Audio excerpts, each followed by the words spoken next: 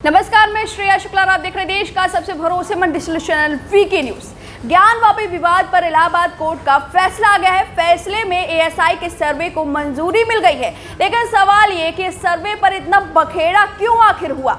इस सर्वे से कौन से राज पता चल जाएंगे? सवाल ये है। सर्वे के बारे में बता दें तो उससे पहले आपको बता दें कि वाराणसी कोर्ट के बाद अब इलाहाबाद हाई कोर्ट ने भी काशी विश्वनाथ मंदिर के बगल में स्थित ज्ञानवापी परिसर के वैज्ञानिक सर्वेक्षण की अनुमति दे दी है।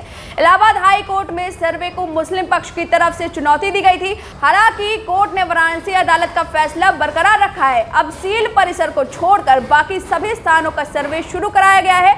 इस सर्वे के पीछे हिंदू पक्ष की क्या दलील है, पहले वो जानते हैं। आपको बता दें, अधिवक्ता विष्णु शंकर जैन ने बताया है, देश की जनता को ज्ञानवापी से जुड़े इन सवालों के जवाब मिलने जरूरी है। ज्ञानवापी में मिली शिवलिंग नुमा आकृति कितनी प्राचीन है? उन्होंने जरूरी सवाल उठाए। उन्होंने कहा, ज्ञानवापी में मिली शिवलिंग नुमा आकृति कितनी प्राचीन है? शिवलिंग स्वयंभू है या कहीं और से लाकर उसकी प्राण प्रतिष्ठा की गई थी?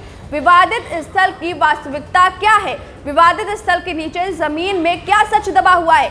मंदिर को ध्वस्त कर उसके ऊपर 3 कथित गुंबद कब बनाए गए? तीनों कथित गुंबद कितने पुराने हैं?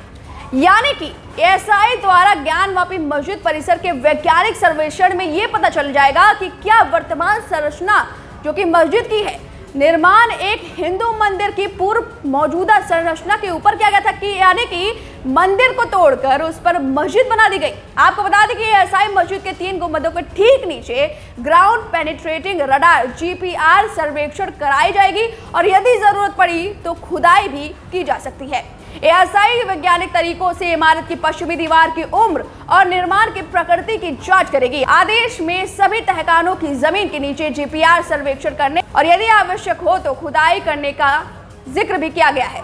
एएसआई संरचना में पाए गए सभी कलाकृतियों की एक सूची तैयार करेगा, जिसमें उनकी सामग्री को पता लगाया जाएगा और वैज्ञानिक जांच की जाएगी और निर्माण की उम्र और प्रकृति का पता लगाया जाएगा और उसकी डेटिंग की जाएगी। हालांकि आदेश में कहा गया है कि एएसआई निदेशक को यह सुनिश्चित करना चाहिए कि विवादित भूमि पर खड़ी संरचना को कोई नुकसान न हो और यह बरकरार रहे। मस्जिद की कार्बन डेटिंग भी कराई जाएगी। आप सोच रहे होंगे कार्बन डेटिंग क्या है, तो इसके इस्तेमाल से आप किसी वस्तु की उम्र का पता लगा सकते हैं। यानी कि कार्बन डेटिंग के जरिए ये पता लगाया जा सकता है कि मस्जिद की उम्र कितनी है। आमतौर पर कार्बन डेटिंग की मदद से 50,000 साल पुराने अवशेष का ही पता लगाया जा सकता है। पत्थर और चट्टानों की आयु इससे ज्यादा भी हो सकती है। हालांकि कई अप्रत्यक्ष विधियां भी हैं जिससे पत्थर और चट्टानों की आयु का पता लगाया जा सकता है। अब देखना होगा कि मुस्लिम पक्ष इस पूरे मामले पर क्या एक्शन लेता है और एएसआई सर्वे में क्या कुछ निकलता है। अब इस पूरी जानकारी पर आपकी क्या राय है, हमें कमेंट करके जरूर बताएं। वीके न्यूज, राष्ट्र के नाम।